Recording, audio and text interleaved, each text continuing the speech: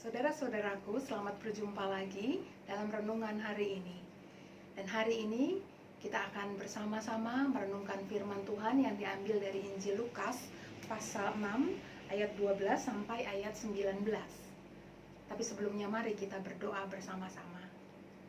Bapa yang baik, kami datang kepadamu minta kekuatan dan pertolongan, supaya ketika kami membaca firman-Mu, Kau memberikan kami hikmat dan pengertian yang dari-Mu, sehingga kami boleh melakukan firman-Mu dengan baik.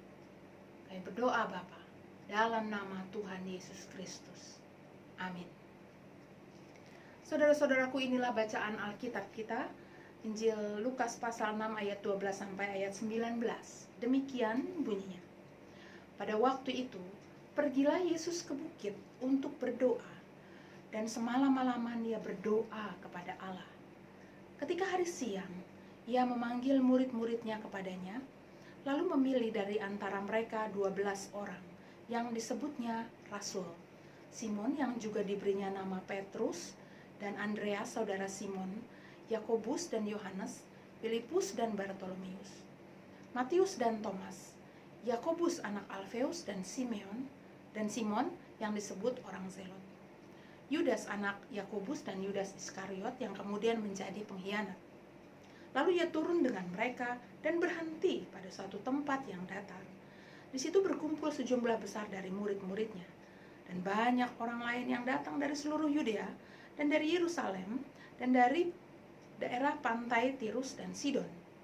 Mereka datang untuk mendengarkan dia dan untuk disembuhkan dari penyakit mereka.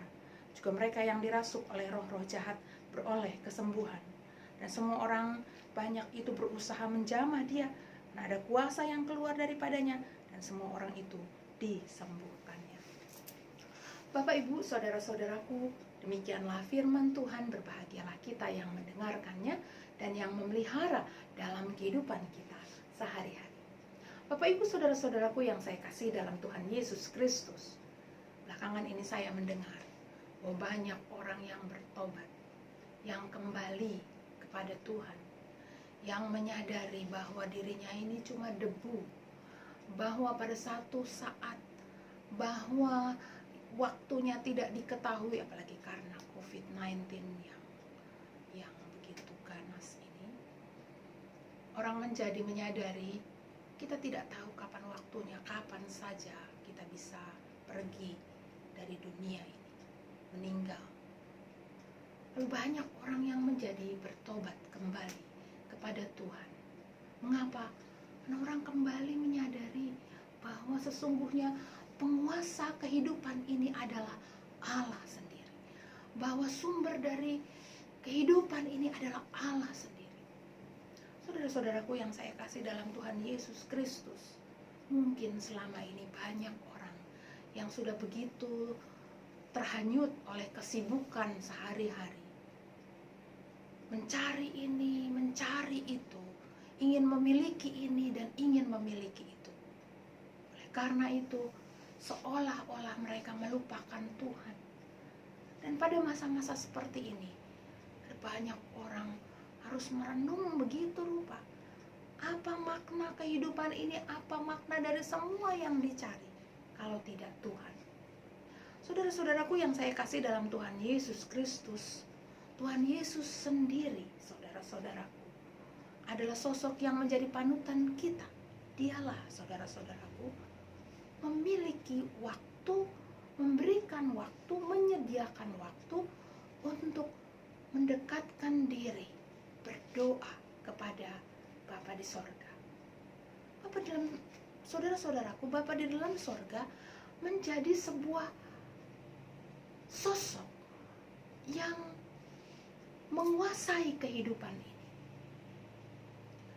Kalau Tuhan Yesus, untuk ia bisa terus-menerus mendapatkan kekuatan, menjalani panggilan sebagai manusia di dalam dunia ini, melakukan banyak perkara di dalam dunia ini, menghadapi berbagai macam tantangan di dalam dunia ini, lalu ia berdoa, saudara-saudaraku, maka betapa kita ini juga adalah sosok yang sangat membutuhkan doa bisa berdekatan dan minta kekuatan dari Allah untuk menjalaninya. Saudara-saudaraku yang dikasihi oleh Tuhan Yesus Kristus, jadi doa adalah momen, adalah kesempatan di mana Bapak, Ibu, saudara-saudaraku semua menempatkan diri sebagai hamba yang mau melakukan kehendak yang Tuhan berikan kepada kita sebagai umatnya. Saudara-saudaraku, Tuhan Yesus, kalau saudara-saudaraku membaca bagian yang atas atau yang sebelum bacaan tadi atau yang setelahnya atau banyak bacaan yang lain, saudara-saudaraku, Tuhan Yesus banyak mengerjakan tugas-tugas dan panggilan untuk menjadi sosok penolong buat kita semua, menjadi juru selamat kita yang menjalani berbagai macam tugas. Banyak orang yang mencemooh, banyak orang yang bingung, yang tidak percaya, banyak orang yang mencacinya, banyak orang yang menjadi pengikutnya juga. Saudara-saudaraku, dalam keadaan itu Tuhan sendiri, dia mau terus-menerus berdoa, minta terus hikmat dan kekuatan dari Allah untuk menjalaninya. Dan jadi apalagi kita? Jadi doa yang kita lakukan adalah untuk menempatkan diri kita sebagai sosok hamba kepada Tuannya. Karena kan ada banyak saudara-saudaraku orang yang berdoa kepada Tuhan, tetapi lagaknya atau gayanya itu seolah-olah mereka yang bos. Tuhan pesuruhnya, Tuhan berikanlah ini, Tuhan berikanlah itu, minta ini, yang berlebihan-berlebihan, yang sudah ada minta berkali-kali lipat, minta lebih lagi Tuhan, minta lebih lagi, tanda beriman lagi. Waduh, jadi seolah-olah mau menunjukkan yang menjadi bosnya itu siapa sih?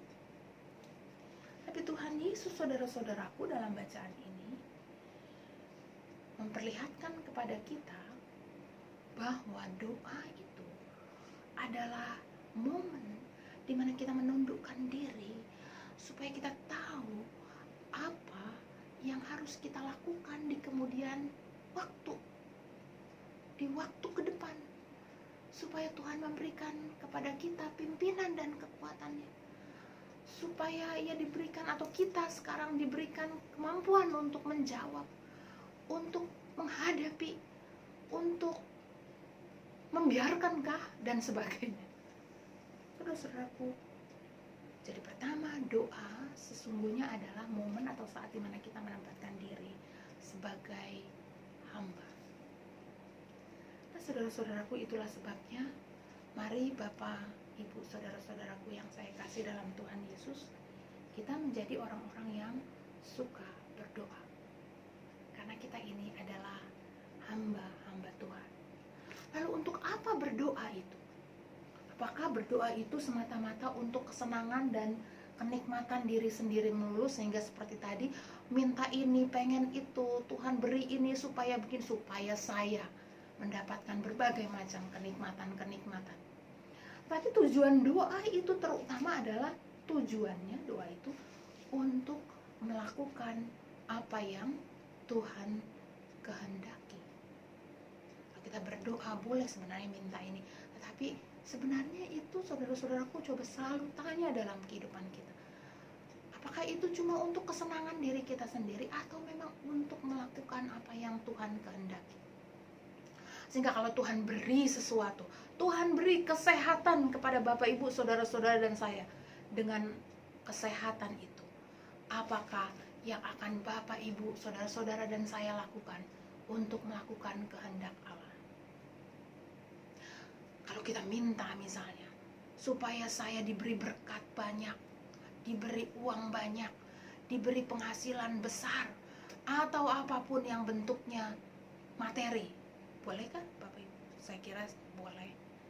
Tetapi masalahnya adalah untuk apakah semuanya itu? Apakah untuk semata-mata hanya kesenangan dan keinginan, pemuasan keinginan diri kita sendiri, atau sebenarnya untuk melakukan kehendak Tuhan? Jadi saudara-saudaraku, biarlah kali ini dengan apa yang diperlihatkan oleh Tuhan Yesus, kita juga mau menjadi anak-anak Tuhan yang suka berdoa. Karena apa? Yang pertama, saya mengaku dengan berdoa, saya ini adalah hamba Tuhan. Saya ini adalah hamba Tuhan. Yang kedua, waktu saya meminta dalam doa, saya menginginkan supaya Allah memakai saya melakukan kehendak-Nya. Tuhan menolong Bapak Ibu, saudara-saudara dan saya yang mau terus-menerus berdoa.